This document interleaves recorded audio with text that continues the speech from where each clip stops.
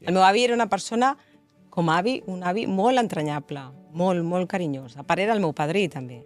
Orgulloso y satisfecho de todo lo que he dado por un barrio.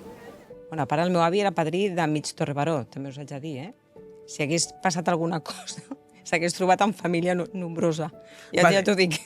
Però records molt entranyables i plens d'històries de quan era més jove.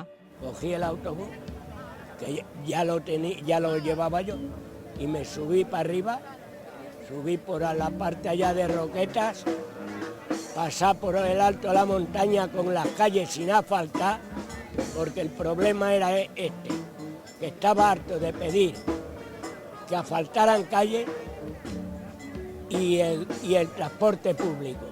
La meva àvia la recordo molt entranyable també, una persona molt serena, molt tranquil·la, molt intel·lectual, amb un cor molt gran, molt transparent. La recordo sempre regalant-me llibres, la recordo ella llegint, la recordo amb el seu diari i explicant històries i acompanyant, sempre acompanyant.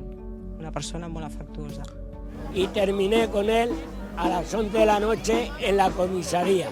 Ara he viscut en un núvol d'emocions, com una muntanya russa, de molta emoció, tot ha sigut molt emotiu i he tingut molt, molt, molt presents els meus avis cada dia i això sí que m'ha omplert d'orgull de que hagi agradat tant la pel·lícula, que hagi arribat a tanta gent, que la gent hagi pogut explicar que les seves arrels són de llocs diferents d'Espanya i tot i així estan aquí a Catalunya i parlen el català i parlen el castellà i parlen molts idiomes i m'ha omplert d'alegria, completament.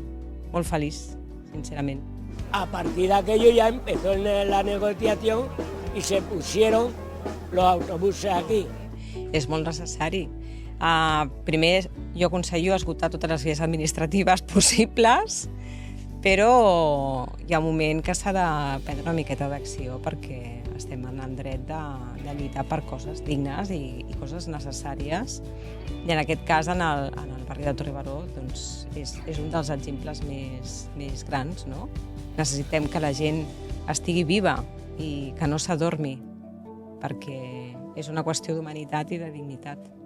Hay que darle paso a la juventud y que vayan haciendo que ahora la faena es de la juventud y nosotros retirados.